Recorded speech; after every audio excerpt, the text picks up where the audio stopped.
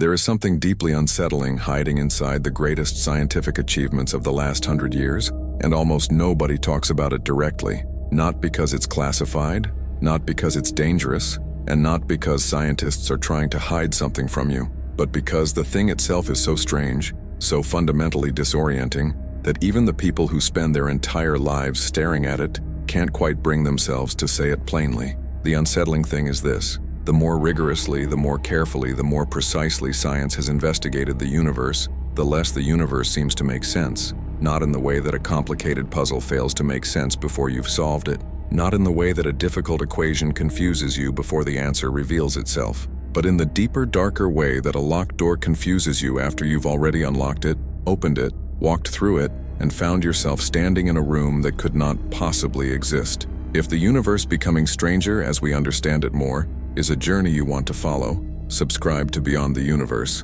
because we are only approaching the first fracture in the map. You probably weren't expecting that. Most people come to science expecting the opposite experience. They expect that the story of scientific progress is a story of increasing clarity, a narrative where each generation of researchers hands the next generation a slightly cleaner, slightly more complete picture of what the universe is made of and how it works. And for a while that story holds together beautifully. For a while it almost feels triumphant. You start with ancient astronomers drawing pictures of stars on cave walls, and you trace a line forward through Newton and Galileo and Copernicus, through the steam engines and the electrical circuits and the germ theory of disease, all the way to the towering edifices of modern physics and cosmology, and the story feels like ascent. It feels like humanity climbing a mountain, and with every step, the view gets a little wider, a little more expansive, a little more comprehensive. That is what you expect. That is what the whole history of science seems to promise. And the promise isn't wrong exactly. Science has delivered extraordinary things. It has mapped the human genome, split the atom, landed spacecraft on other worlds, peered back to within a fraction of a second of the beginning of the universe, and decoded the molecular machinery of living cells with a precision that would have seemed like magic to any scientist alive 300 years ago. These are not small achievements. These are staggering, almost incomprehensible achievements, and every single one of them represents a genuine deepening of knowledge. Every single one of them is a real step forward. So when you stand back and look at the whole arc of it, the ascent does seem real. The mountain does seem to be getting climbed. The view does seem to be expanding. And yet, and this is the thing that should stop you cold, scientists who work at the very frontier of what is known, who spend their careers right at the edge where knowledge ends and darkness begins, consistently report something that contradicts the triumphant narrative completely. They report that the closer they get to the deepest questions, the more confused everything becomes. This isn't a fringe sentiment. This isn't the complaint of a few disgruntled researchers who couldn't make their experiments work. This is a pattern that shows up with remarkable consistency across the most advanced and prestigious areas of scientific inquiry. The physicists who study the smallest possible things, the particles and forces and fields that make up all matter, find themselves confronted with a framework, quantum mechanics, that produces perfect predictions and yet contains within it a set of implications so bizarre, so fundamentally resistant to rational interpretation that even its founders couldn't agree on what it actually meant. The cosmologists who study the largest possible things, the structure and origin and fate of the universe itself, find themselves in the bewildering position of having built a model of the cosmos that requires them to posit that roughly 95% of the universe is made of stuff they cannot see, cannot detect, and cannot explain. The biologists who study the origin of life keep discovering that the conditions required for life to emerge from non-life are, the more carefully they investigate, increasingly improbable and poorly understood. And the neuroscientists who study the brain, the very organ doing all this investigating, find themselves staring at the deepest mystery of all, the question of how physical matter gives rise to conscious experience, and finding no credible answer anywhere in sight. What you are beginning to sense, reading those words, is the first whisper of something genuinely uncomfortable, because taken individually, any one of those unresolved problems could be explained away as a temporary gap in knowledge, a puzzle that future research will eventually solve. Science is full of temporarily unsolved puzzles, and history is full of examples where problems that seemed permanently intractable turned out to have elegant solutions that nobody had thought of yet. So the reasonable response, the scientifically respectable response, is to say, we don't know yet, but we'll figure it out eventually. And for decades, for most of the 20th century, That response was broadly satisfying. It was grounded in genuine confidence, the confidence that comes from a track record of problem-solving so impressive that there was every reason to believe the track record would continue. But something has been changing, slowly, almost imperceptibly over the last few decades. The unsolved problems aren't getting smaller. In many cases, they're getting bigger. Think about what it means for a problem to get bigger as you study it. You investigate a phenomenon. You build instruments to measure it more precisely. You devise experiments to probe it more deeply. You gather more data, apply more sophisticated analytical tools, recruit more talented minds. And what you get back instead of answers is a richer, more detailed portrait of how much you don't understand. It's not that the data is missing, it's that the data is there, in abundant, meticulously gathered, beautifully precise form, and it doesn't fit. It doesn't fit the models. It doesn't fit the intuitions. Sometimes it doesn't even fit itself. And when you try to build a new model that fits it, you find that the new model makes predictions that conflict with the old model in ways that cannot be reconciled, not because one of them is crudely wrong and the other is crudely right, but because they are both deeply right in different circumstances and they cannot both be true at the same time. That is not a story about ignorance. That is a story about something far stranger. You should hold on to that strangeness for a moment, because it's going to deepen considerably as we go further. But before it does, it's worth understanding precisely what is meant when we say that science is supposed to produce clarity. The scientific method, in its idealized form, is a machine for eliminating confusion. You observe something, you form a hypothesis to explain it, you design an experiment to test the hypothesis, you collect data, and you either confirm or refute the hypothesis. If it's refuted, you revise it. If it's confirmed, you've moved one step closer to an accurate description of how some piece of reality works. Do this enough times, with enough rigor, and the picture gradually sharpens. Noise resolves into signal, anomalies get explained, gaps get filled. The ideal endpoint of this process is a complete, consistent, elegant description of reality, a theory of everything, as physicists sometimes call it, a single framework, comprehensive enough to account for every phenomenon in the universe, without contradiction. That ideal has been the implicit goal of physics for at least a century. It is, in a sense, the promised land toward which all of science has been marching, and the journey toward that promised land has produced miracles. In the early 20th century, two monumental theoretical frameworks were developed, each representing a breakthrough so profound that it reshaped the entire enterprise of physics. The first was general relativity, Einstein's reimagining of gravity as the curvature of space and time, caused by the presence of mass and energy.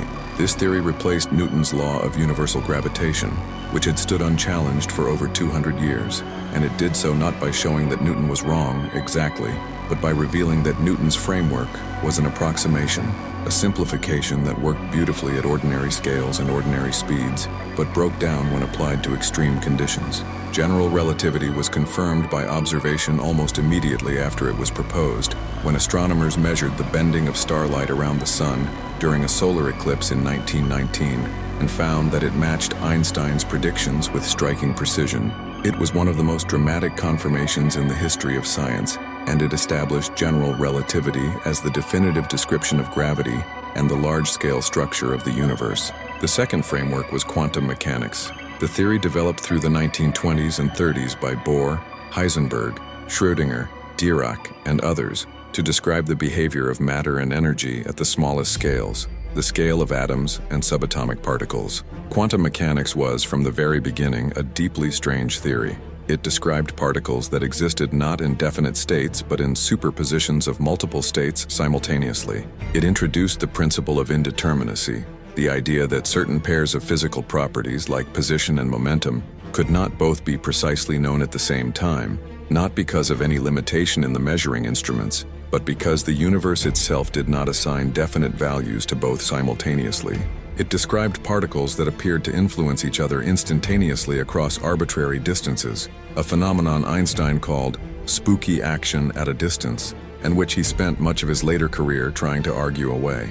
Quantum mechanics was strange in a way that general relativity was not, and yet its predictions were confirmed experimentally, with extraordinary precision, to a degree of accuracy that made it the most precisely verified theory in the history of science. So there you had it, two extraordinary theories, each confirmed by overwhelming experimental evidence, each representing a towering intellectual achievement, each giving you a description of reality so accurate that it could be used to build technologies, from nuclear reactors to GPS systems to the transistors inside every computer and smartphone on Earth. You had general relativity, which described the universe at the largest scales, the cosmos of galaxies and black holes, and the expanding fabric of space-time itself. And you had quantum mechanics, which described the universe at the smallest scales, the cosmos of electrons and quarks and photons and the quantum fields that underlie all of matter and energy. You had two perfect tools, and here is where the story begins to break.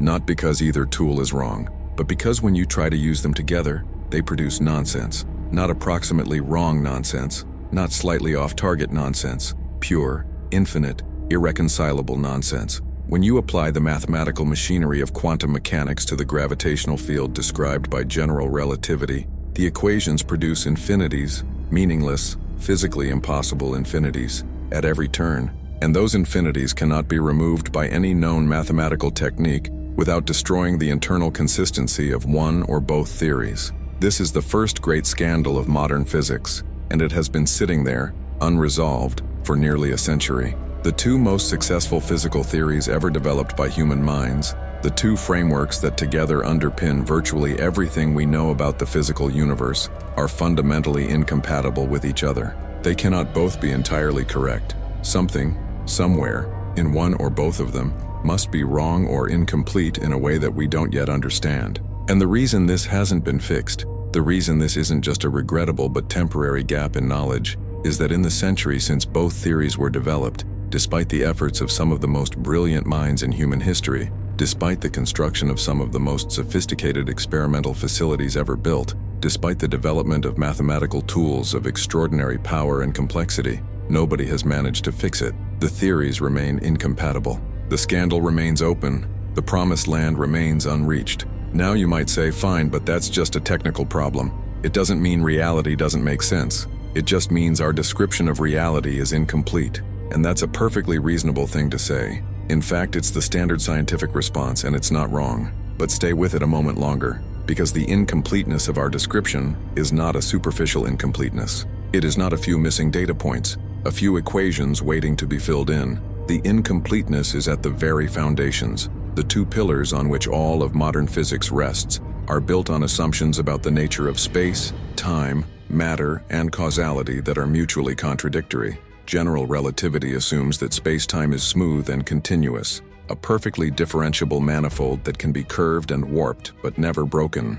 Quantum mechanics implies in some formulations that space-time itself must be quantized, grainy, discontinuous at the smallest possible scales, in a way that is utterly incompatible with the smooth, continuous space-time of general relativity. These are not peripheral details. These are the core assumptions of the frameworks themselves, and they conflict. So you have the situation where the two most verified, most reliable, most rigorously tested theories in the history of human thought are telling you two different and mutually exclusive things about the most basic properties of the universe, about what space is, about what time is, about what matter is at its root, and you cannot determine which one is right and which one is wrong, because in the domains where each has been tested, each is spectacularly, flawlessly accurate. The only place where they would both be wrong simultaneously, where the contradictions between them would produce observable effects that could distinguish between them, is in places so extreme, inside the singularity at the center of a black hole,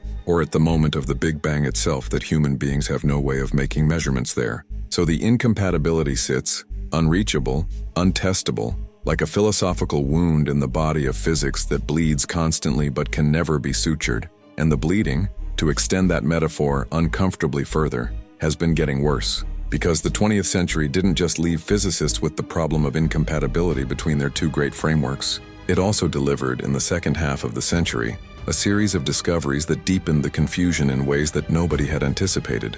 One of those discoveries was the discovery of the cosmic expansion, which eventually led to one of the most disorienting findings in the entire history of science, the discovery of dark energy. To understand why this discovery was so disorienting, you need to understand a bit about what cosmologists expected to find when they looked at the large-scale dynamics of the universe. After Einstein developed general relativity, he and other cosmologists applied it to the universe as a whole and found that it predicted a universe that should be either expanding or contracting, It should not be static.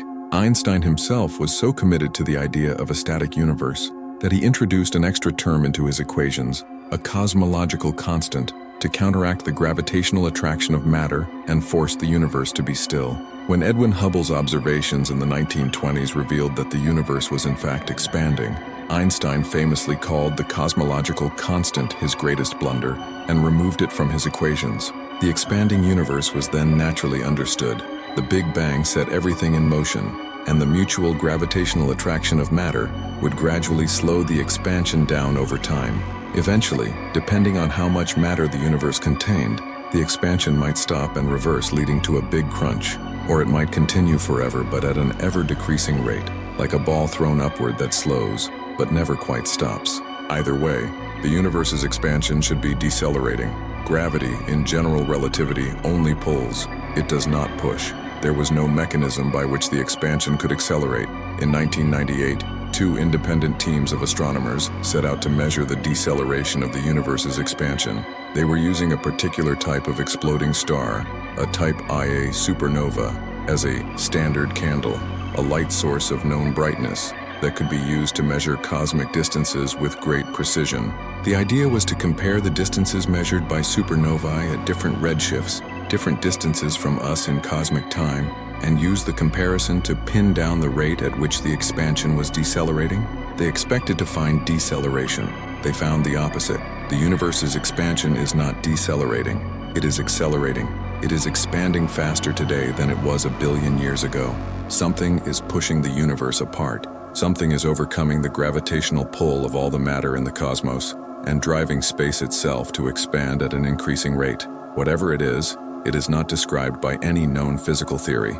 Physicists gave it a name, dark energy, and determined from the observed rate of acceleration that it must make up approximately 68% of the total energy content of the universe. But what it is, where it comes from, what its physical nature consists of, remains entirely unknown. The strangeness of this cannot be overstated.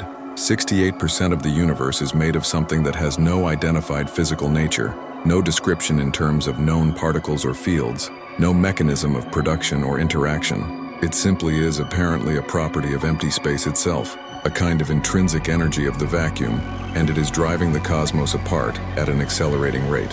When physicists try to calculate what the energy of the vacuum should be, using the equations of quantum mechanics, they get a number. When they measure what the energy of the vacuum actually is, based on the observed acceleration of the universe, they also get a number. Those two numbers should be the same if our theories are correct. They are not the same. They differ by a factor of approximately 10 to the power of 120. That is not a rounding error. That is the largest discrepancy between a theoretical prediction and an experimental measurement in the history of science.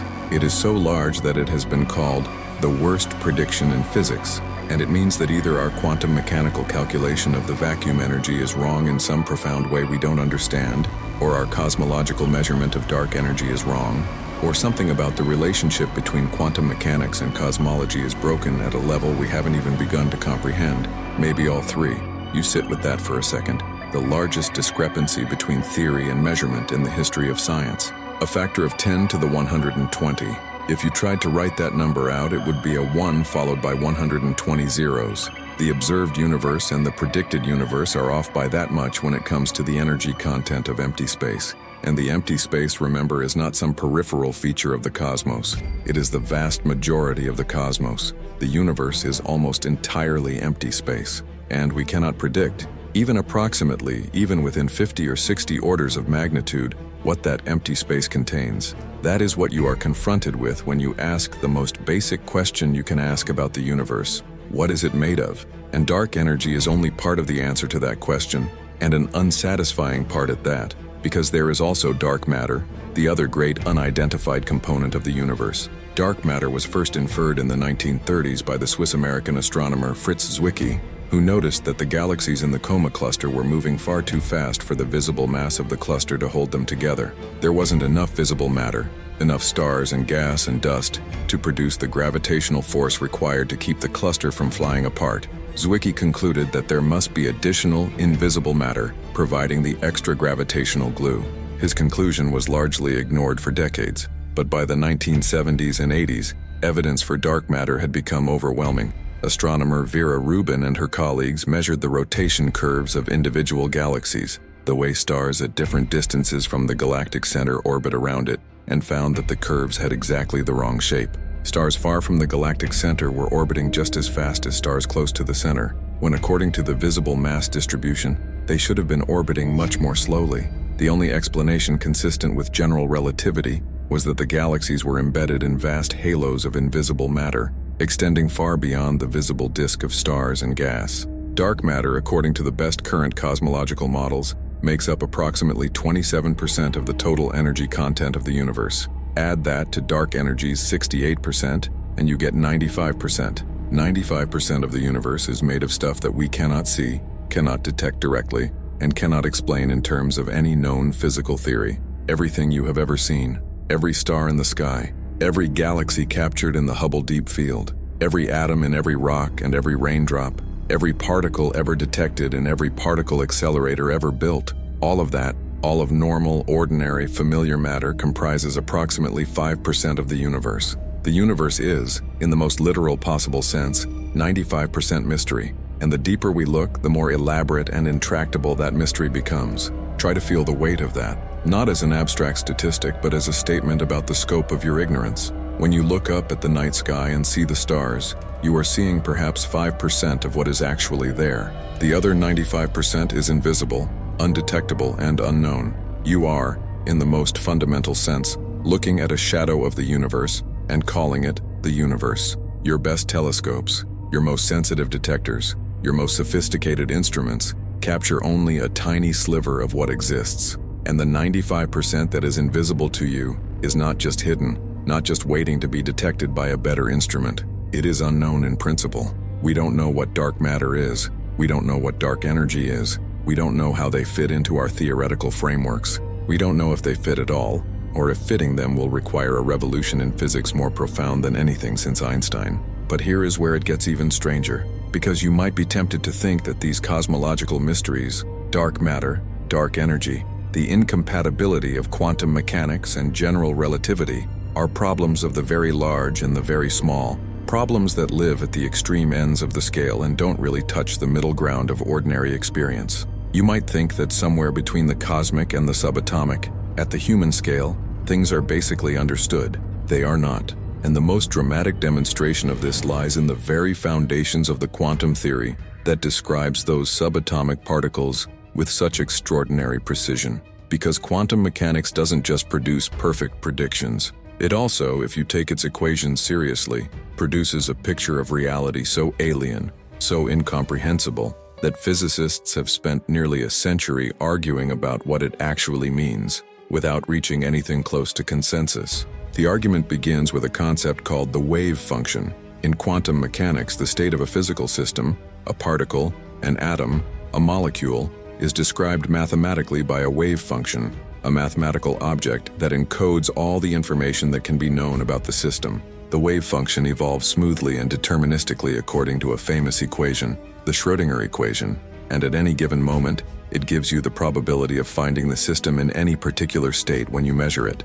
So far, this sounds like a perfectly ordinary probabilistic theory, the kind you might use to describe the flip of a coin or the roll of a die. But then you try to measure the system, and something happens that has no analog in any probabilistic theory you have ever encountered. The act of measurement causes the wave function to collapse. Before measurement, the particle doesn't have a definite position or momentum. It exists in a superposition of all possible positions and momenta, each with a certain probability. After measurement, it has a single definite position, or momentum. The superposition is gone.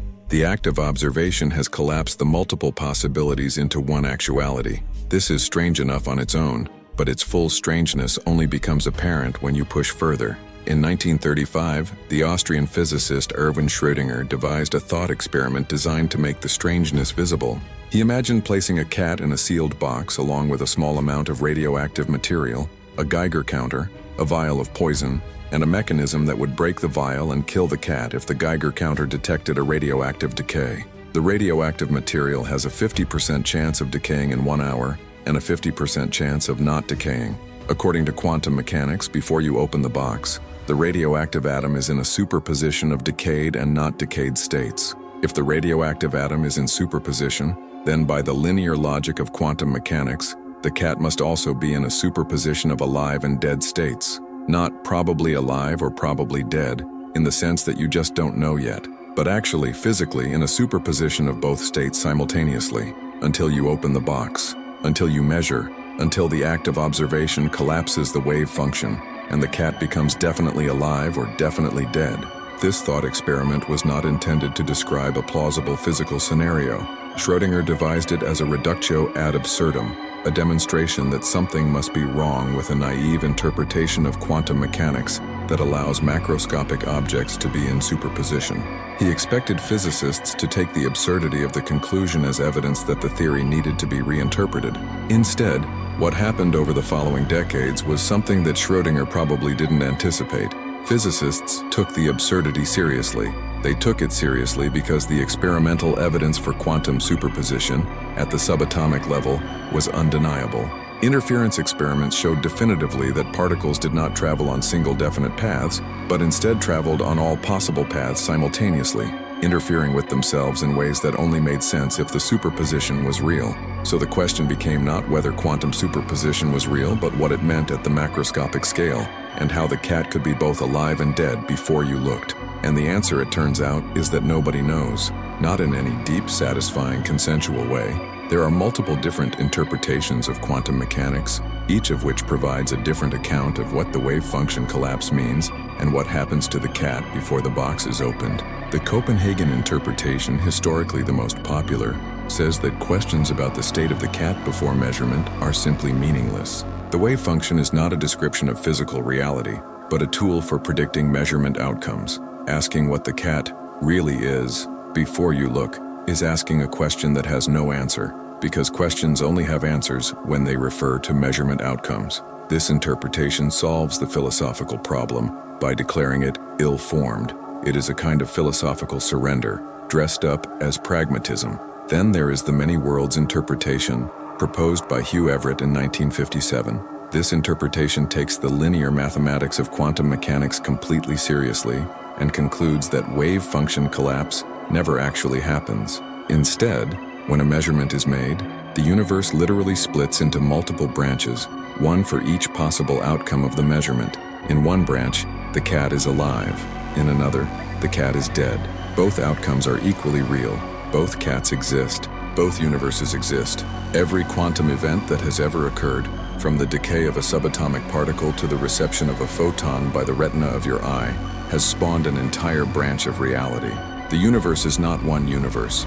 It is an incomprehensibly vast, continuously branching multiverse in which every possible history is equally real and actual. The many worlds interpretation is mathematically elegant. It avoids the philosophical awkwardness of wave function collapse, and it has gained significant support among physicists in recent decades. It also implies the existence of an effectively infinite number of parallel universes, none of which are accessible to each other, none of which can be observed, and none of which are required by any experimental evidence beyond the equations themselves. The sheer audacity of that implication should make you stop.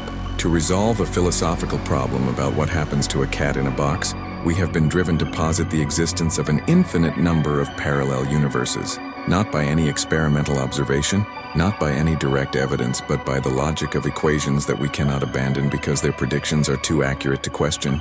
The universe of your experience, the universe where you are reading these words, is, in this interpretation, just one infinitely thin slice of an unfathomably vast multiverse, and the rest of it is permanently, fundamentally inaccessible to you. And if you find that uncomfortable, there are many other interpretations to choose from: the pilot wave theory, de Broglie-Bohm mechanics, relational quantum mechanics, cubism, consistent histories, the transactional interpretation. Each one provides a different ontology, a different account of what is physically real. Each one is consistent with all the experimental predictions of quantum mechanics, and there is currently no known experiment that could distinguish between them, because they all make identical predictions for every measurement that can actually be performed. Think about what this means. Quantum mechanics is the most precisely tested theory in the history of science. Its predictions have been confirmed to accuracies better than 1 part in 10 billion.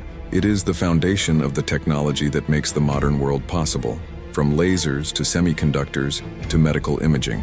It is, by any objective measure, the most successful scientific theory ever formulated, and the people who created it, and the generations of physicists who have worked with it since, cannot agree on what it is describing. They cannot agree on whether the wave function represents something physically real or just a calculation tool. They cannot agree on whether parallel universes exist. They cannot agree on whether quantum mechanics implies a fundamental indeterminacy in nature, or whether the apparent indeterminacy is a consequence of our ignorance of underlying variables. The theory's predictions are perfect. Its meaning is opaque. The instrument works flawlessly. Nobody knows what it's measuring. This is not a minor embarrassment. This is a profound and unresolved crisis at the very heart of the most fundamental science there is. And what makes it worse is that the interpretive problem isn't purely a matter of philosophy. It connects directly to deep questions about the nature of reality, about the relationship between observer and observed, about whether the act of measurement plays a fundamental role in determining physical outcomes,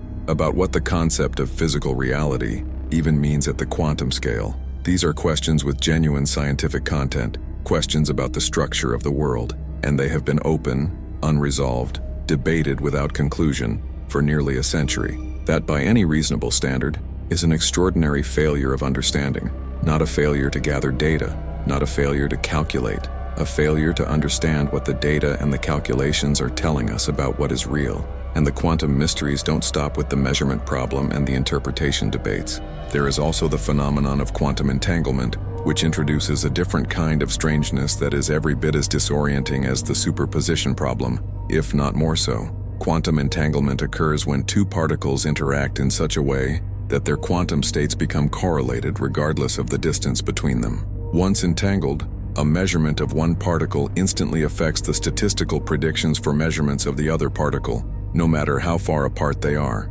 This effect has been demonstrated in experiments spanning distances of hundreds of kilometers, and the correlations observed are stronger than any correlation that could be produced by any local influence, that is, any influence that travels at or below the speed of light and respects the causal structure of spacetime. John Bell, an Irish physicist, proved mathematically in 1964 that if the correlations between entangled particles were produced by some kind of hidden local mechanism, a set of predetermined hidden variables that determined the outcomes of measurements in advance, then the correlations would have to satisfy certain inequalities, now called Bell inequalities. In the 1970s, 80s, and 90s, a series of increasingly sophisticated experiments tested these inequalities. Every time, without exception, the inequalities were violated. The correlations between entangled particles are stronger than any local hidden variable theory can produce. In 2022, three physicists, Alain Aspect, John Clauser, and Anton Zeilinger, were awarded the Nobel Prize in Physics for their experimental work on these tests, work that definitively established that the universe cannot be both local and realistic in the way that classical physics assumed. What this means, stripped of the technical language, is something deeply unsettling. When two particles are entangled and a measurement is made on one of them, the other particle's quantum state is instantaneously determined, regardless of the distance between them, regardless of any signal that could possibly travel between them at or below the speed of light. There is no local physical mechanism that can account for this. The universe, at the quantum level, is non-local. It is knit together by correlations that defy ordinary notions of space and causality, and no one has a satisfying explanation for how this is possible. Quantum mechanics describes the correlations perfectly. It calculates them to any required precision, but it does not explain them. It does not tell you why the universe has this property of non-local correlation. It does not tell you what physically connects the entangled particles across space. It simply tells you with perfect mathematical accuracy that the correlation is there. Einstein spent the last 3 decades of his life trying to argue that quantum mechanics, and specifically entanglement, was incomplete. He believed that there must be hidden variables, underlying physical quantities that quantum mechanics failed to describe, which would restore locality and causality and give a complete description of reality. He formulated his objections in a famous 1935 paper, the EPR paper, co-authored with Boris Podolsky and Nathan Rosen, which laid out what he believed was a proof that quantum mechanics could not be a complete theory. Bell's theorem and the subsequent experiments proved Einstein wrong. There are no local hidden variables. The non-locality is not a consequence of incomplete description. It appears to be a genuine feature of the universe. Einstein was wrong. and the universe is stranger than Einstein was willing to accept. The full weight of that statement deserves to settle in. Albert Einstein, the greatest physicist of the 20th century, the man who revealed the relativity of space and time and described gravity as the curvature of spacetime, who had a deeper intuitive grasp of the physical world than almost any human being who has ever lived, looked at quantum mechanics and decided that its implications about non-locality were too strange to be real. He spent 30 years trying to prove it was incomplete. He was wrong. The universe is demonstrably, experimentally, rigorously wrong in the way that Einstein hoped it wasn't. The world is stranger than Einstein could accept. If that doesn't make you uneasy, it should. Because if the universe is too strange for Einstein, what does that say about our prospects for understanding it? But let's pull back from the quantum scale for a moment, because the confusion isn't limited to the very small. It pervades the very large as well, and the two great domains of confusion, the quantum and the cosmological, are connected in ways that deepen the problem rather than resolving it. Nowhere is this connection more dramatic, more visceral, more philosophically charged than in the question of black holes. Black holes are regions of space where the curvature of space-time, predicted by general relativity, becomes so extreme that nothing, not matter, not light, not any signal of any kind, can escape from within a certain radius, called the event horizon. They are predicted by general relativity with beautiful mathematical precision, and they are confirmed by observation. The Event Horizon Telescope produced the first direct image of a black hole in 2019, and the detection of gravitational waves from merging black holes by LIGO beginning in 2015 provided further dramatic confirmation of their existence. But black holes are not just a triumph of general relativity, they are also the site of its most dramatic failure. At the center of a black hole, general relativity predicts a singularity, a point of infinite density and infinite space-time curvature, where the equations of the theory break down completely, producing infinities that make no physical sense. This singularity is not a physical thing. It is a signal that general relativity has been pushed beyond its domain of validity, that the physics at the center of a black hole requires a theory of quantum gravity that we don't yet have. The singularity is a hole in our understanding, a place where our best theory of the large collides with its own inadequacy and tells us nothing useful. Every black hole in the universe contains, at its heart, a place where physics stops working, and there are, by current estimates, somewhere between 10 million and 1 billion black holes in the Milky Way galaxy alone. The universe is riddled with locations where our understanding completely collapses. But the singularity problem, as disturbing as it is actually not the most troubling thing about black holes from the perspective of fundamental physics. The most troubling thing is what Stephen Hawking discovered in 1974 when he applied quantum mechanics to the space-time geometry near a black hole's event horizon and found something that nobody had anticipated. He found that black holes are not entirely black. They emit radiation. A quantum mechanical effect near the event horizon causes pairs of virtual particles to spontaneously appear, as they constantly do in the quantum vacuum everywhere in space. But near the horizon, one particle of the pair falls inside the horizon, while the other escapes to infinity. The escaping particle carries energy away from the black hole, causing the black hole to slowly lose mass over enormous timescales, eventually, in principle, evaporating completely. This radiation is called Hawking radiation, and it was a breathtaking theoretical discovery, one of the most beautiful results in the history of theoretical physics, a genuine bridge between quantum mechanics and general relativity. But Hawking radiation came with a catastrophic implication. The radiation that escapes from a black hole is, according to the calculation, completely thermal, meaning completely random. It carries no information about what fell into the black hole. It is the quantum equivalent of white noise. A star, a book, a human being, a computer containing every piece of information ever written. If you fell all of them into a black hole and waited for the black hole to evaporate, what you would get back is a featureless, structureless bath of thermal radiation that contains no trace, no residue, no encoded memory of any of those things. The information is gone, destroyed, permanently and irrecoverably annihilated. This conclusion, which follows straightforwardly from Hawking's calculation, is called the black hole information paradox, and it represents one of the deepest, most unresolved crises in all of theoretical physics. The reason it is a crisis goes back to a principle that sits at the absolute foundation of both quantum mechanics and classical physics, the principle of unitarity, or information conservation. In quantum mechanics, the evolution of a quantum state is always unitary, meaning that information is always conserved. The laws of quantum mechanics are time reversible in the sense that if you know the complete quantum state of a system at any point in time, you can in principle reconstruct the complete quantum state at any other point, past or future. Information can be scrambled, encoded, dispersed, but it cannot be destroyed. This is not a contingent fact about quantum mechanics. It is a fundamental mathematical property of the theory's structure, a core axiom without which the entire edifice collapses. If information can be destroyed, quantum mechanics is wrong in a way that would unravel its entire foundation. But Hawking's calculation, which is based on quantum mechanics applied to the spacetime of general relativity, predicts that information is destroyed in black holes. So you have a situation where quantum mechanics applied to the context of general relativity predicts the violation of quantum mechanics' own fundamental axioms. The theory is contradicting itself, not in a subtle or marginal way, at the very heart of the theory's meaning. And this contradiction cannot be resolved without a complete theory of quantum gravity, which, as we have established, does not yet exist. The black hole information paradox has been debated for 50 years. Proposals have been made. The information is somehow encoded in Hawking radiation after all, but in an incredibly subtle way. The information is stored in some Planck-scale remnant left behind after evaporation.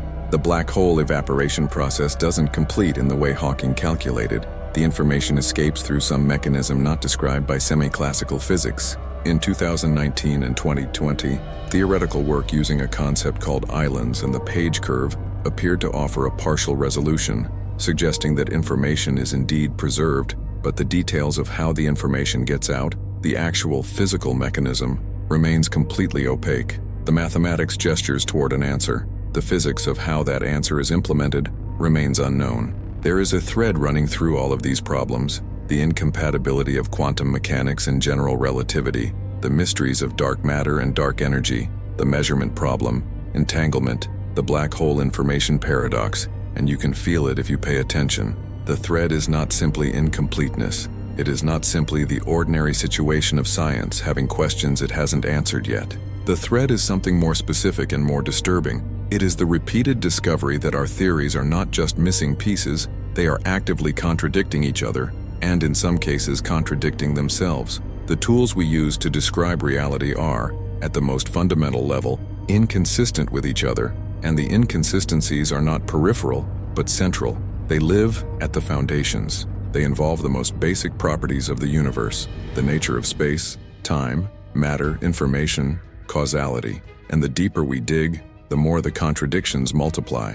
This brings us to one of the most dramatic and disorienting episodes in the recent history of physics, the story of string theory. In the 1980s, string theory emerged as a seemingly miraculous candidate for the theory of everything, the framework that would finally reconcile quantum mechanics with general relativity and provide a unified description of all the forces and particles in nature. The basic idea was elegant.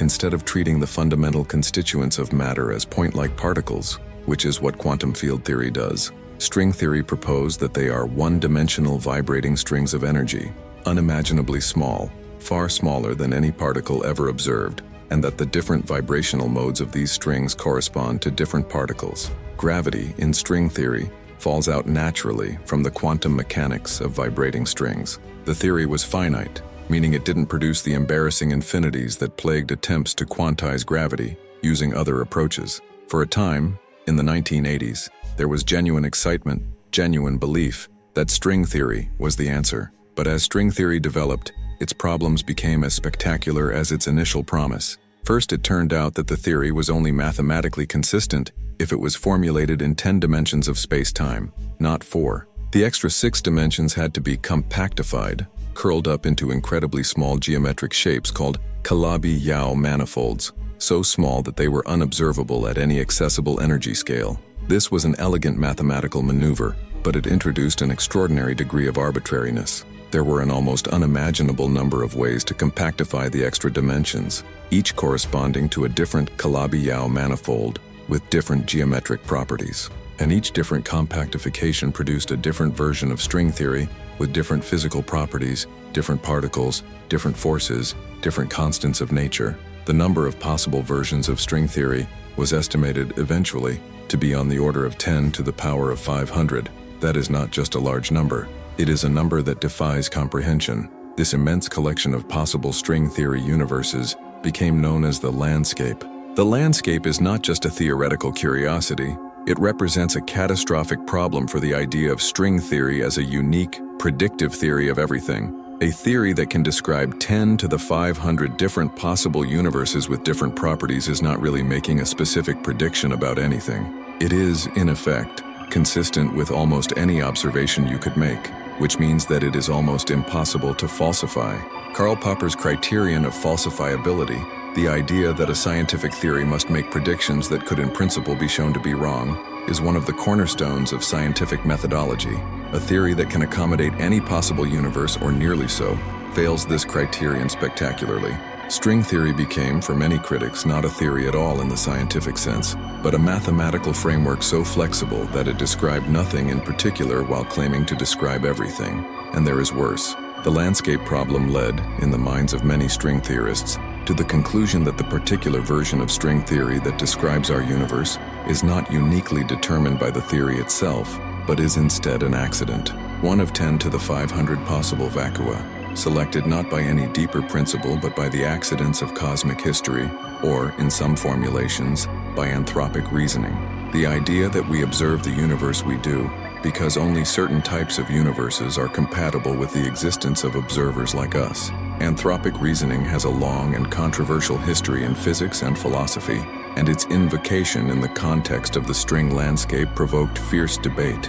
Some physicists found it a reasonable response to an apparently arbitrary feature of the universe. Others found it a philosophical abdication, a surrender of the scientific ideal of explanation, a way of saying, things are the way they are because otherwise we wouldn't be here to notice, and dressing that tautology up as an insight. Meanwhile, string theory, despite decades of development by some of the most mathematically talented physicists in the world, has produced exactly 0 experimentally confirmed predictions. Not one, not a single prediction that has been tested against experiment and found to be correct in a way that distinguishes string theory from other approaches. This is not for lack of trying. But the predictions that string theory makes about observable physics are all at energy scales so vastly higher than anything achievable in any current or foreseeable particle accelerator that they are effectively untestable. And in the absence of experimental verification, string theory occupies a peculiar and uncomfortable position.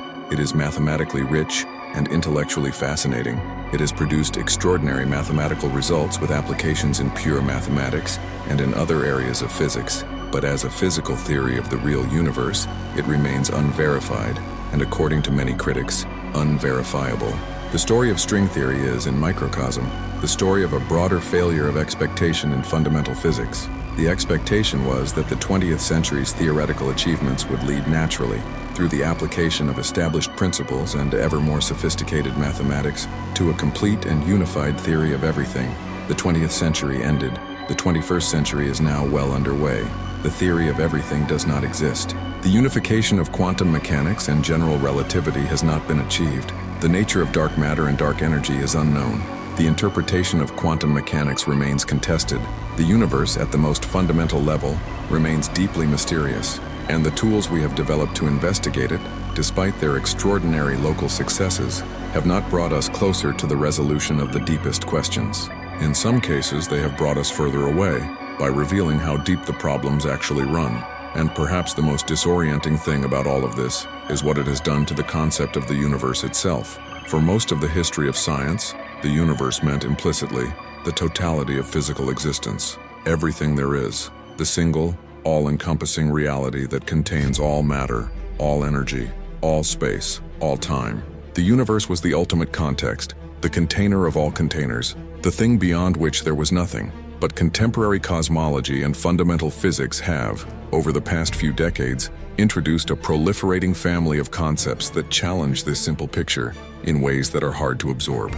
The multiverse is not a single concept, but a cluster of distinct ideas, each arising from a different theoretical context, each implying a different kind of beyond the universe, in a different sense. There is the inflationary multiverse, arising from the theory of cosmic inflation, the idea that the universe underwent a period of exponentially rapid expansion, in the first tiny fraction of a second after the Big Bang. Inflation was proposed in the 1980s to solve a number of observational puzzles about the large-scale structure of the universe, including the extreme flatness and uniformity of the cosmic microwave background radiation. It was and remains strikingly successful at explaining these observations, but many implementations of inflation theory, so-called eternal inflation, predict that once inflation begins, it never completely stops. Instead, it continues indefinitely in most regions of space, while in occasional pockets inflation ends and a universe like ours forms. These pockets, sometimes called bubble universes, are each surrounded by regions of still inflating space that can never be reached from inside the bubble. The result is an infinite collection of causally disconnected universes, each potentially with different physical properties, a multiverse of incomprehensible scale that contains our universe as a single, unreachable, unknowable speck. There is the quantum mechanical multiverse of the many worlds interpretation, as described earlier. There is the mathematical multiverse proposed by physicist and cosmologist Max Tegmark, who argues that every mathematical structure that is self-consistent and has the right kind of complexity is instantiated as a physical reality somewhere in a vast mathematical multiverse, and that our universe is just one element of this mathematical landscape, no more or less privileged than any other. There is the string theory landscape, with its 10 to the 500 possible vacuum states, each potentially corresponding to a different physical universe with different constants and forces. Each of these multiverse concepts arises from a different theoretical context, employs different mathematics, and has different implications, but they share a common, deeply unsettling feature. They all posit the existence of realities beyond our universe that are, by construction, permanently unobservable. They are, in the technical sense, metaphysical rather than physical claims about what exists beyond any possible horizon of observation. And here is the profound difficulty that this creates for science as an enterprise. Science is, at its heart, an empirical endeavor. Its distinguishing feature, the thing that separates it from philosophy or theology or mythology, is its commitment to grounding claims about reality in observational evidence. A theory is scientific insofar as it makes predictions that can be tested against observation, and it is accepted or rejected on the basis of how well its predictions match what is actually observed. This criterion is what gives science its extraordinary power. It is what allows scientific knowledge to be objective, intersubjective, verifiable, revisable. It is the engine of the whole enterprise. But the most fundamental theories in contemporary physics are making claims about structures, about other universes, about extra dimensions, about the quantum vacuum at the Planck scale, that are not just currently unobservable, but may be fundamentally, in principle, permanently unobservable. And if that is the case, the empirical foundation of science, its defining feature, its claim to objectivity, becomes troubled in a way that is very difficult to resolve. Some physicists respond to this difficulty by arguing that observational testability should not be taken as an absolute criterion for scientific legitimacy. They argue that if a theory is sufficiently mathematically compelling, if it solves important theoretical problems, if it has indirect evidential support through its connections to other confirmed theories, then it deserves to be taken seriously, even if it makes no directly testable predictions. This is a defensible position, and it has some historical precedent. But it represents a significant expansion of what counts as science, and it blurs the line between physics and mathematical philosophy in ways that make many scientists uncomfortable. The question of what makes something a scientific theory, and not just a mathematically interesting speculation, has become a live and contested question within physics itself. The discipline is arguing, at a foundational level, about its own methodology, and this argument, like so many of the other fundamental arguments in contemporary physics, shows no signs of resolving. Meanwhile, in a completely different corner of the scientific landscape, a different kind of mystery has been deepening, one that is in some ways even more troubling than the physical mysteries, because it concerns not the external universe but the investigating subject itself. The mystery of consciousness is not, strictly speaking, a problem of physics or cosmology. It belongs primarily to neuroscience and philosophy of mind, but it connects to the physical mysteries in deep ways, particularly through the quantum measurement problem, and it represents, by many accounts, the hardest problem in all of science. The question is simple to state and apparently impossible to answer. Why is there subjective experience at all? You know that you have inner experience. You know what it is like to see the color red, to feel the texture of rough wood under your fingertips, to hear a piece of music that moves you, to feel joy or grief or confusion.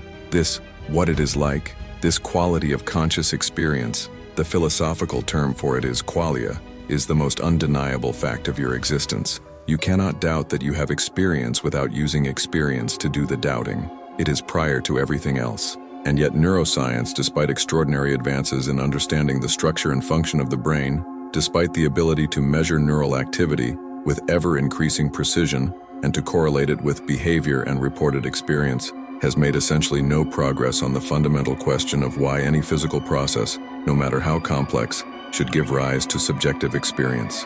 This is what philosopher David Chalmers famously called the hard problem of consciousness. And unlike the easy problems of consciousness, which concern the functional and behavioral capacities of cognitive systems, the hard problem cuts to the heart of what experience is and why it exists. The standard scientific assumption is that consciousness is a product of the brain, that subjective experience arises from the physical processes of neural computation in some way that will eventually be explained by neuroscience. This assumption is widely held, reasonable given the overwhelming evidence for the dependence of consciousness on brain states, and yet it faces a profound philosophical difficulty that has never been satisfactorily resolved. The difficulty is this: no matter how complete and precise a description you give of the physical processes in the brain, no matter how detailed your account of the neurons firing, the neurotransmitters diffusing across synapses, the patterns of electrical activity cascading through neural networks, you seem to be left with a description of physical processes and nothing more. And from a description of physical processes, it is not clear how you ever get to the fact of experience itself, how you get from the firing of neurons to the redness of red, how you get from electrochemical signals to the feeling of grief, how you get from computation to the sense of being someone, of there being something it is like to be you. This is not a gap that more neuroscience data is obviously going to fill. It is not a question of mapping more neural circuits or understanding more about synaptic transmission. It is a conceptual gap, a gap between the physical description and the experiential reality that appears to be unbridgeable by the methods of physical science alone. Some philosophers and scientists argue that the gap is illusory, that once we have a complete account of the brain's functional organization, the mystery of consciousness will dissolve, because consciousness just is that functional organization, and there is nothing more to explain. This view, broadly called functionalism or physicalism, is the dominant position in mainstream philosophy of mind and neuroscience, but it has never been demonstrated to be correct, and a substantial minority of serious philosophers and scientists find it deeply unconvincing. They argue that the gap between physical description and subjective experience is real and not eliminable, that there is a genuine explanatory chasm between the objective third-person perspective of science and the subjective first-person perspective of experience. And some researchers, a minority but not a trivial one, have been driven by this difficulty to consider possibilities that fall well outside the mainstream. The philosopher David Chalmers has suggested that consciousness might be a fundamental feature of reality, not reducible to physical processes, but a basic ingredient of the world alongside mass, charge, and spin. This view, called panpsychism in its various forms, holds that some form of experience or proto-experiential property is present at all levels of physical reality, not just in complex biological systems. Panpsychism has a long philosophical history, but it has gained new attention in recent years as dissatisfaction with standard physicalist accounts of consciousness has grown. It is not a fringe position. Serious philosophers like Galen Strawson and Philip Goff have defended versions of it with careful and rigorous arguments. It is also not a comfortable position. It implies a universe in which the electron has some incredibly rudimentary form of experience, which is a claim so counterintuitive that most scientists reflexively reject it. Other researchers have suggested connections between consciousness and quantum mechanics, proposing that quantum processes in the brain, specifically in structures called microtubules inside neurons, might play a role in generating consciousness. The physicist Roger Penrose and the anesthesiologist Stuart Hameroff developed this idea into a theory called orchestrated objective reduction, or ORC-OR. The theory is controversial, to put it mildly. Most neuroscientists and physicists are deeply skeptical that quantum coherence, the quantum mechanical property required for the theory to work, could be maintained at the biological temperatures of the brain long enough to play any functional role.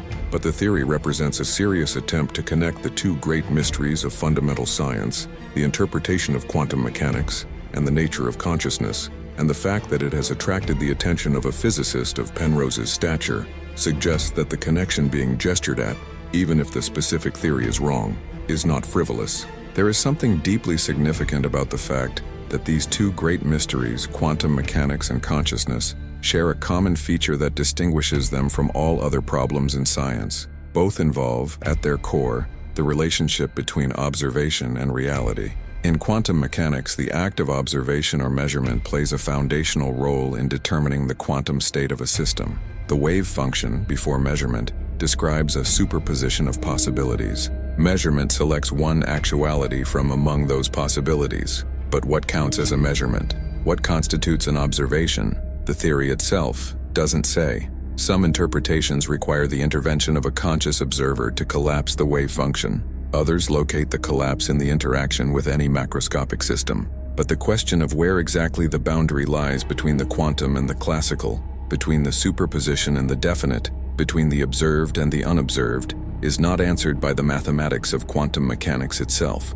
It is one of the central interpretive puzzles that remains unresolved after nearly a century of debate. And consciousness, at its deepest level, is precisely the phenomenon of observation. It is the fact that there is something it is like to be an observer. The fact that the universe contains points of view. The fact that reality is not just a collection of physical processes, but also a collection of perspectives, of experiences, of observations. The connection between these two great mysteries, if it is a real connection and not just a suggestive analogy, would be of extraordinary importance. It might suggest that the role of the observer in quantum mechanics is not just a technical issue about measurement, but a deep structural feature of the universe, one that connects to the nature of mind in ways we don't yet understand. Or it might be a coincidence, a superficial resemblance between two unrelated puzzles that doesn't point to any deeper unity. The honest answer is that we don't know, and that not knowing is itself part of the pattern. The pattern is this: wherever science looks most deeply, wherever it asks the most fundamental questions, wherever it investigates with the greatest precision and rigor, it does not find clarity at the bottom. It finds more mystery. It finds questions that generate further questions. It finds theories that succeed magnificently at prediction while failing completely at explanation. It finds frameworks that are mutually incompatible and yet both indispensable. It finds the boundary of the knowable not as a clean, sharp line that can be pushed back with more effort and better tools, but as a fog that thickens as you walk toward it, a horizon that recedes as you approach. And the pattern is consistent across domains. It shows up in the physics of the very small and the physics of the very large. It shows up in cosmology and in neuroscience. It shows up in the philosophy of science itself, in the foundations of mathematics, in the logic of inference and probability. Everywhere that the deepest questions are asked, the same basic structure appears: extraordinary local success, profound global confusion. You feel this now, don't you? The way the picture has shifted as we've moved through these topics. At the beginning, the story of science felt triumphant. It felt like ascent, like progress, like the gradual illumination of a dark room as more and more lights are switched on. But now, somehow, you find yourself in a room that has more lights than ever, and yet seems darker than when you began. Because the lights are not illuminating the room. They are illuminating the walls of the room, and the walls keep turning out to be further away than expected, and stranger in texture than anticipated, and the room itself keeps revealing new rooms beyond it, each darker and more labyrinthine than the last. The accumulated knowledge of centuries of scientific investigation has not produced a picture of a comprehensible universe. It has produced a picture of a universe so strange, so self-contradictory, so resistant to the frameworks we have developed to describe it, that the question of whether it can be comprehended at all, whether human understanding is in principle adequate to the task of understanding what the universe fundamentally is, has become a serious and legitimate scientific and philosophical question. To see how deep this question goes, consider what has happened in the specific field of particle physics over the last 50 years. In the 1970s, physicists developed what is now called the Standard Model of particle physics,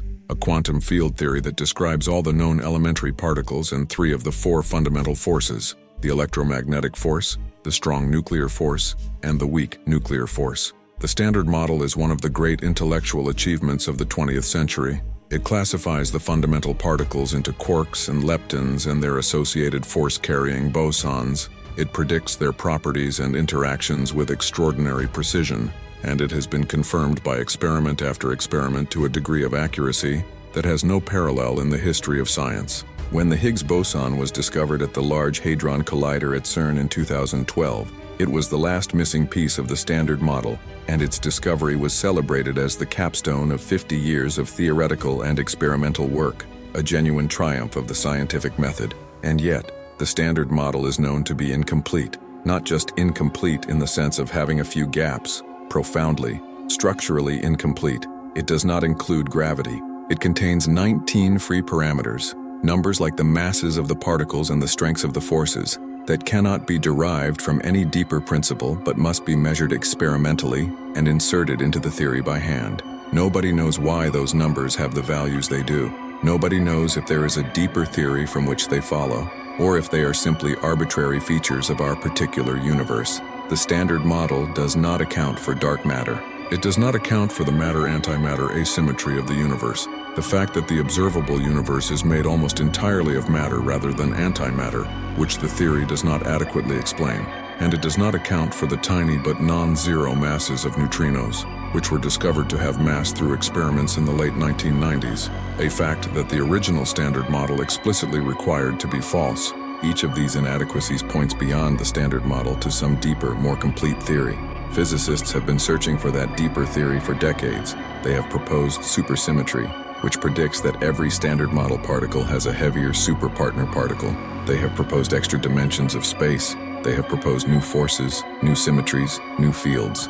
And the Large Hadron Collider, the most powerful particle accelerator ever built, has been operating since 2008 and colliding protons at energies never before achieved in a laboratory, searching for evidence of these new physics phenomena. The result, after 15 years of operation, has been essentially nothing. The Higgs boson was found, confirming the Standard Model, but nothing beyond the Standard Model has been detected. No supersymmetric particles, no extra dimensions, no new forces, nothing that points toward the deeper theory that the Standard Model's incompleteness demands must exist. This result, sometimes called the nightmare scenario by physicists who were hoping for discoveries beyond the Standard Model, has been deeply disconcerting. The LHC was designed to operate at energies where new physics was expected to appear on theoretical grounds. Those theoretical grounds included arguments from what physicists call naturalness, the idea that fundamental physical parameters should not require extraordinary fine-tuning to produce the world we observe.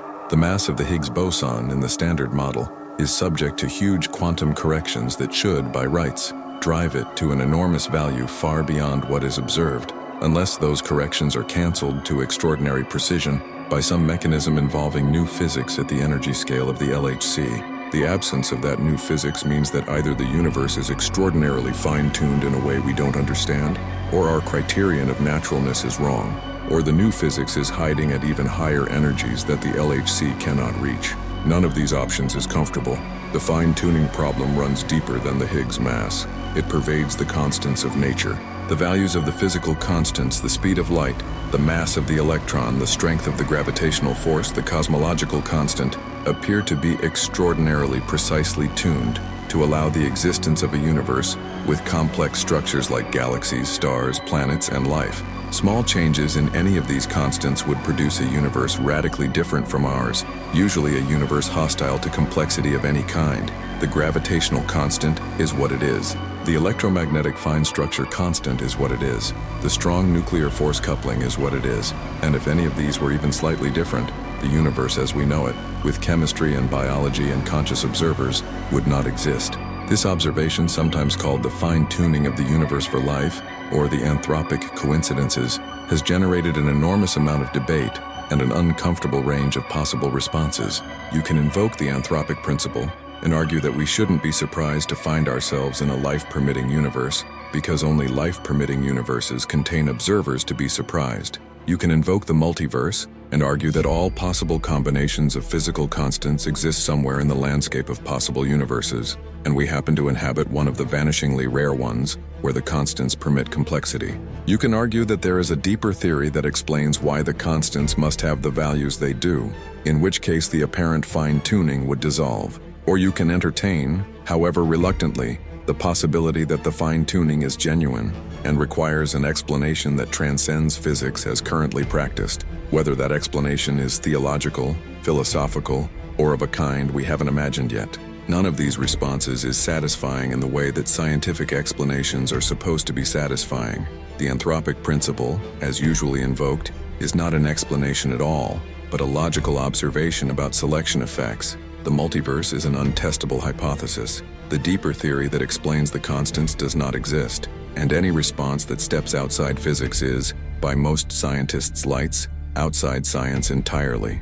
The fine-tuning problem is not, like many problems in physics, a temporary gap waiting for the right theoretical insight to fill it. It is a structural feature of our situation as observers embedded in a universe whose fundamental parameters appear to have been extraordinarily precisely adjusted to allow our existence, and for which no non-circular explanation has been found. And if you've been following this closely, you may have noticed that we have now arrived at a region where physics, cosmology, philosophy, and something that might reluctantly be called theology begin to blur together. This is not an accident. It is a consequence of asking the deepest possible questions about the universe with the most rigorous tools available.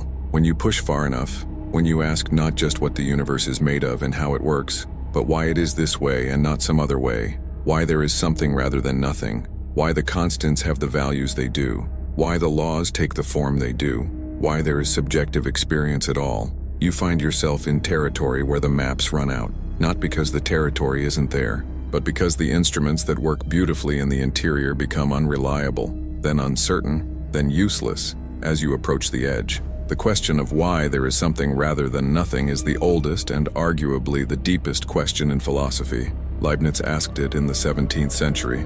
It has been asked in various forms by thinkers in every tradition of inquiry across history, and contemporary physics has not brought us closer to an answer. In some ways, it has made the question harder, because we now know that something is not just matter and energy in the ordinary sense, but also space and time themselves, which general relativity tells us are dynamical, physical entities that can be curved and stretched and which began at the Big Bang along with everything else. So the question is not just why is there matter rather than no matter, but why is there space-time at all? Why are there physical laws? Why is there anything for the laws to apply to? These are questions that cannot be answered by any physical theory, because every physical theory presupposes the existence of some physical framework, some arena in which the theory operates. To explain why there is a physical framework at all, you would need a meta-theory, a theory of theories, and then you would face the question of why that meta-theory exists, and so on in an infinite regress that doesn't obviously terminate anywhere satisfying. Stephen Hawking and James Hartley proposed a no-boundary model of the universe's quantum origin, in which the universe has no beginning in time in the usual sense, because time itself is part of the dynamical system that emerged from the quantum process. In this model, asking what happened before the Big Bang is like asking what is south of the South Pole, a geometrically ill-formed question. The universe simply is, in a certain mathematical sense, self-contained, requiring no prior cause. This is mathematically elegant and physically interesting, but it does not answer the question of why there is a universe that obeys Hartley and Hawking's mathematics, rather than some other mathematics, or no mathematics at all. It pushes the question back one level without eliminating it. Lawrence Krauss wrote a book called A Universe from Nothing, proposing that quantum mechanics allows the universe to spontaneously emerge from a quantum vacuum. But philosophers and many physicists pointed out that a quantum vacuum is not nothing. It is a highly structured physical entity governed by the laws of quantum field theory. Explaining how a universe emerges from a quantum vacuum does not explain why there is a quantum vacuum, or why quantum field theory exists, or why there are laws at all. Every attempt to answer the deepest why questions of cosmology runs into the same wall. You can always push the question back one more level.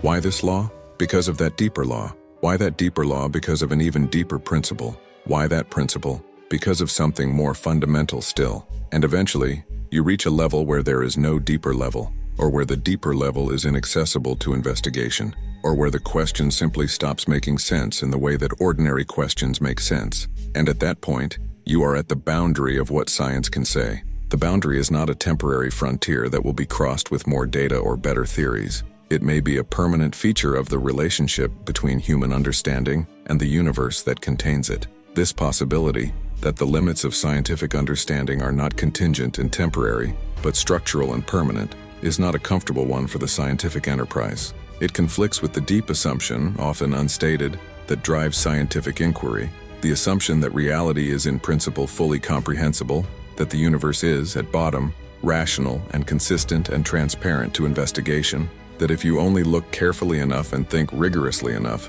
everything will eventually make sense. This assumption is not just a methodological convenience. It is, for many scientists, something close to a metaphysical conviction, a belief about the nature of reality that motivates and sustains the enormous effort of scientific research. It is the faith that the universe makes sense, and that we can understand it. But what if that faith is wrong? Not in a mystical or anti-scientific way, not in a way that questions the extraordinary local successes of science, but in a specific, technical, structural way. What if the universe contains features, whether at the quantum level, or at the cosmological level, or in the nature of consciousness, that are not just currently unexplained but are genuinely, in principle, inexplicable in terms of any framework that human minds can construct?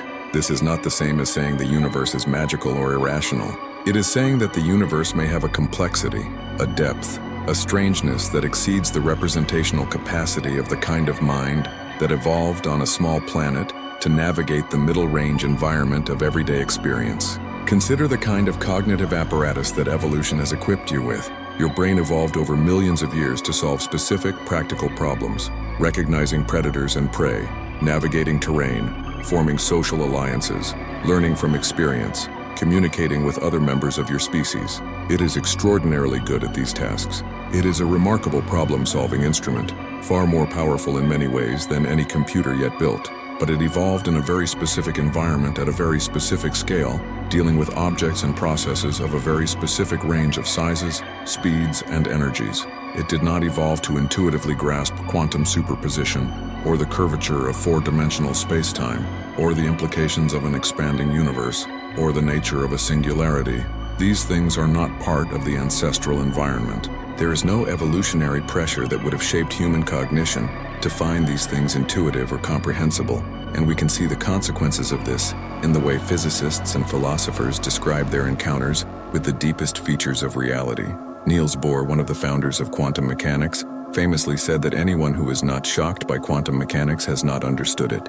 Richard Feynman, arguably the greatest physicist of the second half of the 20th century, said that nobody understands quantum mechanics. Not few people understand quantum mechanics. Not, it's difficult, but we're getting there. Nobody understands quantum mechanics. John Bell, whose theorem proved the non-locality of quantum entanglement, said that the conceptual foundations of the theory were in a quite unsatisfactory state. These are not the words of people who are temporarily confused but expect to be clarified shortly. These are the words of people who have looked as deeply as any human beings have ever looked into the nature of physical reality, and have concluded that what they found there is not comprehensible in ordinary terms. The mathematician and physicist Roger Penrose has written extensively about what he sees as three deep mysteries that science currently faces: the mystery of the mathematical structure of physical reality, the mystery of the relationship between physical processes and conscious experience, and the mystery of why mathematical reasoning gives us access to physical truth. Each of these mysteries is profound, and together they form a triangle of problems that seem to mutually implicate each other. The universe appears to be mathematical at its foundations, in the sense that its deepest laws are expressed in abstract mathematical structures like Hilbert spaces and fiber bundles and Riemannian manifolds.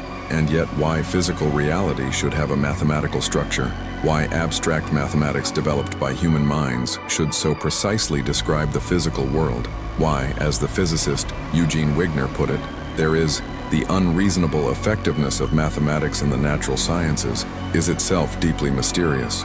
Mathematics is a product of the human mind, or at least it appears to be. Mathematicians develop abstract structures by following logical rules, exploring the consequences of axioms, building elaborate theoretical frameworks in ways that are entirely self-referential, motivated by logical beauty and consistency rather than by empirical observation. And yet over and over again, mathematical structures developed for purely abstract reasons turn out, sometimes decades or centuries later, to be exactly the right language for describing physical phenomena that had not yet been discovered at the time the mathematics was developed. Non-Euclidean geometry, developed as a pure mathematical curiosity in the 19th century, became the mathematical framework for general relativity. Complex numbers, originally introduced as a mathematical trick for solving polynomial equations, turned out to be the natural language of quantum mechanics. Group theory, an abstract branch of algebra, turned out to describe the symmetries of particle physics. The list goes on and on. Why should this be? Why should the universe be structured in a way that corresponds to human mathematical thinking? There are several possible answers. One is that mathematics is not a product of the human mind, but a discovery of structures that have objective existence independent of any mind, a view called mathematical Platonism. If mathematical structures exist independently, and the universe is instantiated as one of them, then the effectiveness of mathematics in physics is not mysterious. We are using mathematics to describe reality because reality is, in some sense, mathematical. Another answer is that the universe's mathematical structure is not a coincidence, but a selection effect. We exist in a universe whose laws can be described mathematically, because only mathematically describable universes can give rise to the kind of ordered complexity required for life and mind. A third answer is that the apparent effectiveness of mathematics is partly an illusion. We notice the cases where mathematics matches reality and forget the cases where it doesn't, and we retrofit our mathematical frameworks to the phenomena rather than predicting them in advance. None of these answers is fully satisfying. Mathematical Platonism raises the question of what the independent existence of mathematical structures means and how physical reality instantiates them. The selection effect answer seems to require the multiverse and all of its attendant problems, and the deflationary answer, that the effectiveness of mathematics is partly illusory, is hard to square with the precision and predictive power of the great physical theories. The question of why mathematics describes reality so well remains, like so many other deep questions we have encountered, genuinely open and genuinely puzzling. There is another dimension of this puzzle that runs even deeper, and it comes from within mathematics itself. In 1931, the Austrian logician Kurt Gödel proved two theorems that shook the foundations of mathematics and have reverberated through philosophy of mind and philosophy of science ever since. The first incompleteness theorem states that in any consistent formal system, powerful enough to describe basic arithmetic, there exist true statements about the system that cannot be proven within the system. The second incompleteness theorem states that such a system cannot prove its own consistency. What this means in plain terms is that mathematics is inherently incomplete. There are mathematical truths that are true but unprovable by any finite set of axioms. The formal system of mathematics cannot fully capture its own truth. There is always more to mathematics than any axiomatic framework can contain. Gödel's theorems were immediately recognized as one of the most profound results in the history of human thought. They showed that mathematical truth is not the same as provability, that there is a difference between what is true and what can be demonstrated from given axioms. They implied that any attempt to find a complete and consistent foundation for all of mathematics, the goal of Hilbert's program that dominated early 20th century mathematics, was doomed to failure. And they raised for philosophers of mind the question of whether human mathematical intuition, which seems to be able to recognize Gödel's statements as true even when they cannot be formally proved, involves something that transcends formal computation, something that cannot be captured by any finite algorithm. Roger Penrose has argued that this shows human consciousness cannot be entirely computational in nature, a conclusion that, if correct, would have deep implications for the nature of mind and its relationship to physics. Others have argued that Penrose's reasoning is flawed, and the debate continues, unresolved. But the implications of Gödel's theorems for science are sobering, regardless of how the philosophy of mind debate resolves. If mathematics, the most rigorous and reliable tool of human reasoning, is inherently incomplete, and if the physical universe is described at its foundations by mathematical structures, then there may be truths about the universe that are simply beyond the reach of any mathematical theory. Not because the universe is irrational or mysterious in some mystical sense, but because it is mathematically structured in a way that outruns the capacity of any formal system to fully capture. The universe may contain at its foundations truths that are real but unprovable, Facts that are there but inaccessible to any finite reasoning system, which is what all human reasoning systems are. Gödel's incompleteness may be not just a theorem about mathematics, but a shadow cast by the universe's own inexhaustibility onto the space of human thought.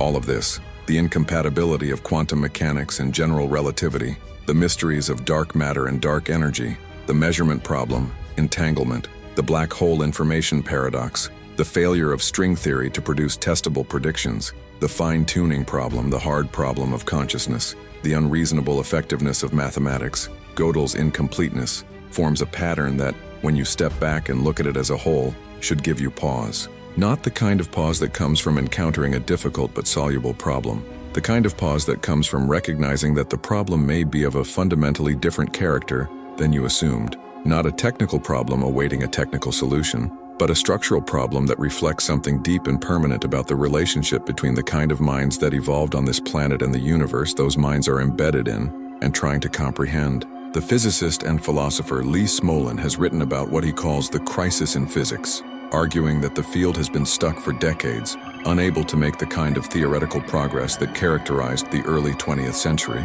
and that this stagnation reflects a genuine conceptual crisis rather than just a temporary difficulty.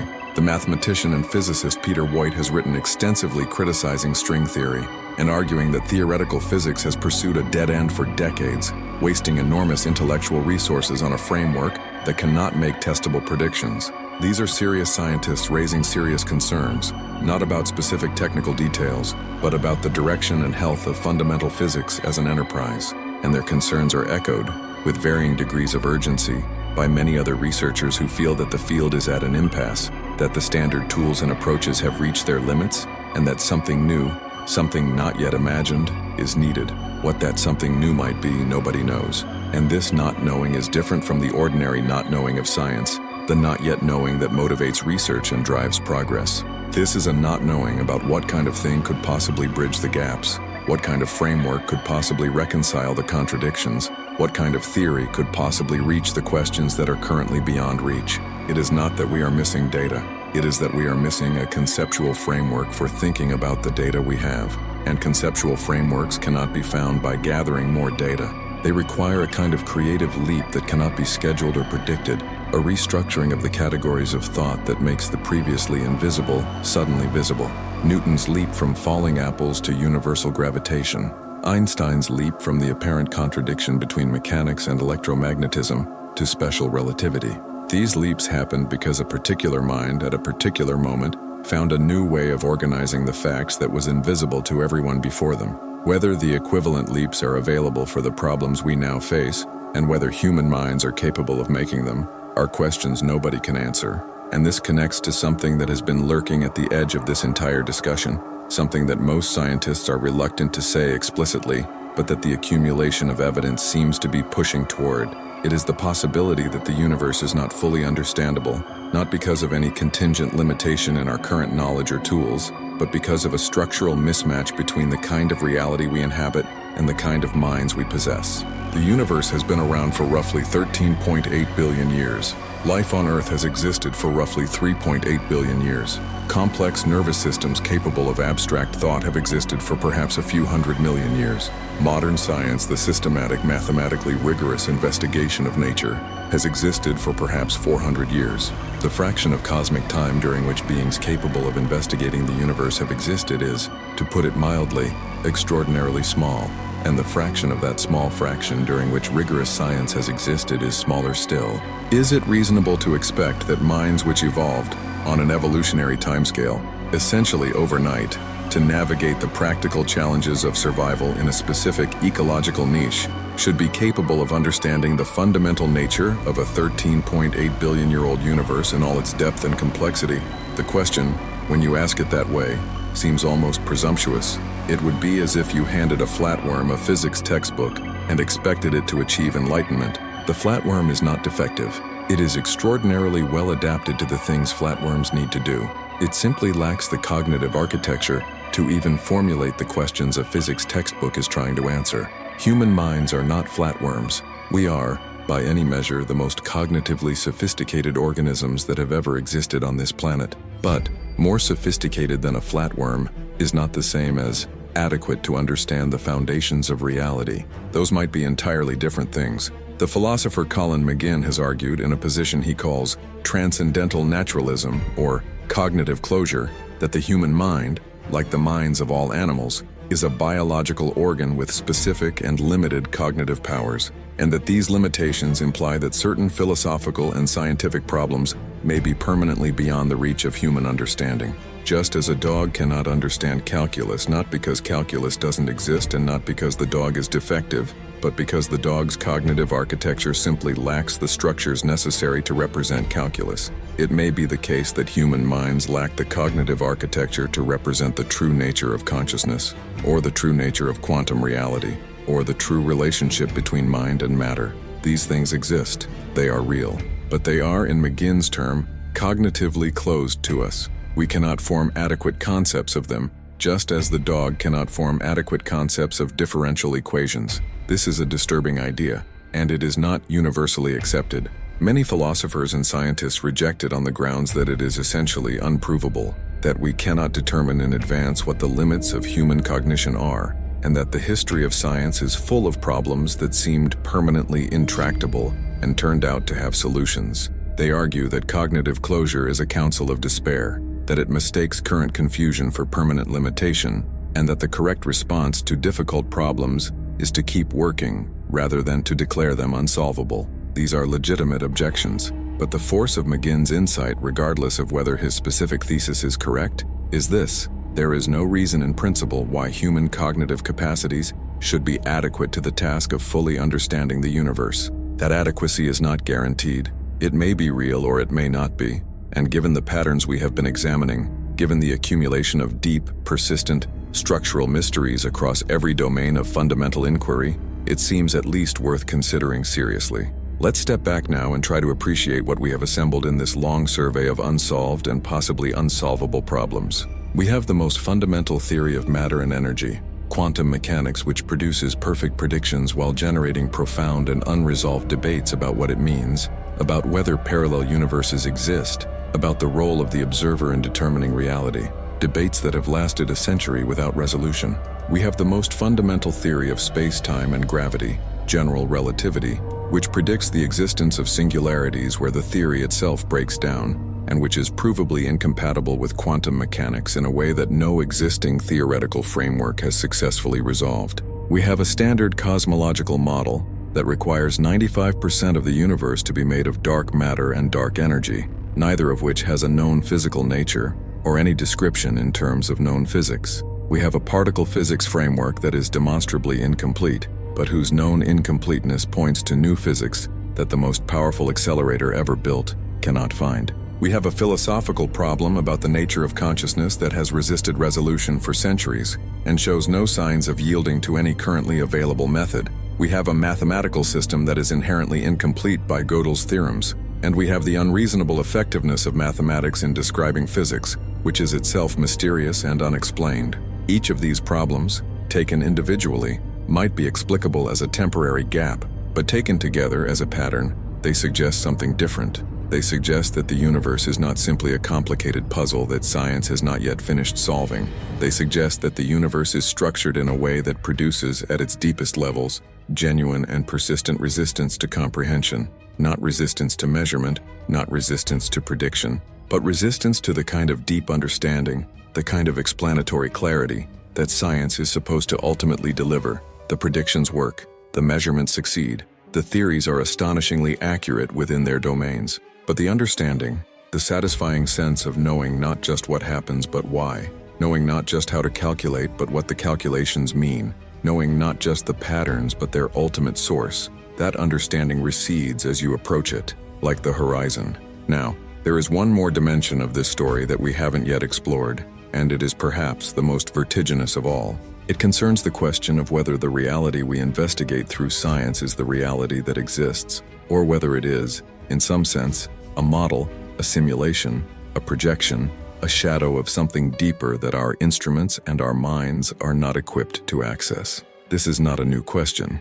It has been asked in various forms by philosophers for millennia. Plato's allegory of the cave, in which prisoners chained in a cave mistake the shadows on the wall for reality, is perhaps the earliest and most famous version of it. Descartes' evil demon, the hypothetical malevolent entity that could be causing us to systematically misperceive reality, is another. But in the contemporary context, the question takes on a form far stranger than Plato or Descartes could have imagined, because physics itself has begun to produce ideas that sound at first hearing less like science and more like metaphysics. Consider the holographic principle, one of the most radical legitimate ideas in modern physics. It suggests that the three-dimensional reality you experience may not be fundamental at all, but a projection of information encoded on a lower dimensional boundary, much as a hologram produces the appearance of depth from a flat surface. This is not science fiction. It emerges from serious work in black hole thermodynamics, quantum gravity,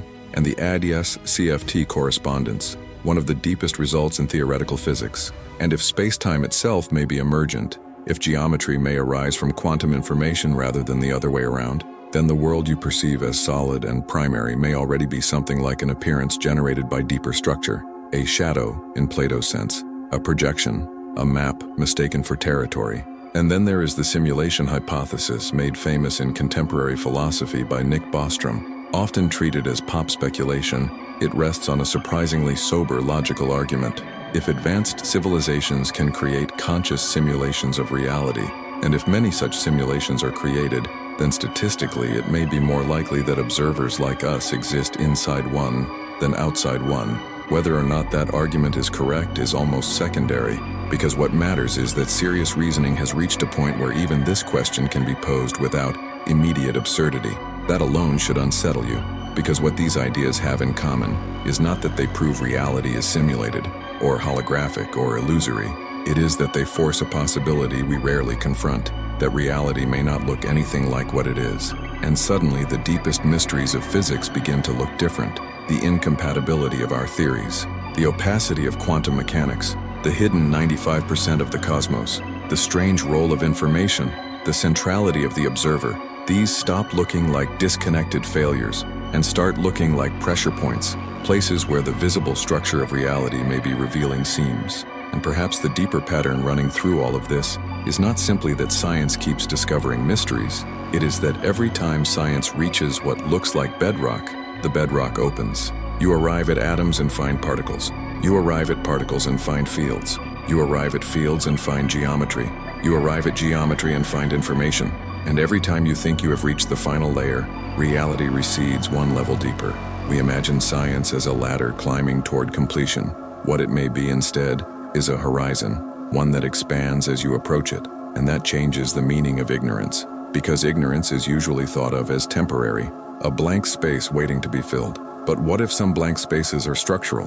What if mystery is not what remains before knowledge arrives, but what remains after knowledge has done all it can do? Then the strangest possibility is not that the universe is irrational. It is that it may be intelligible only in fragments, that the human mind can capture local truths, astonishingly precise ones, while remaining fundamentally unable to hold the whole. And if that sounds like defeat, it may actually be something closer to awe, because a universe small enough to be exhausted by human thought would be a lesser universe than the one we seem to inhabit. Perhaps the growing confusion at the frontiers of science is not evidence that science is failing. Perhaps it is evidence that reality is deeper than any map. And maybe that is what the greatest scientific discoveries of the last century have been whispering all along, that the more we study the universe, the less it makes sense, not because knowledge collapses into nonsense, but because every genuine answer reveals a reality stranger than the question that produced it. And if that is true, then the final lesson is not that science has led us into darkness. It is that the darkness was always larger than the light, and we are only beginning to see its shape. Beyond the universe, and the mystery does not end when understanding fails. It begins there.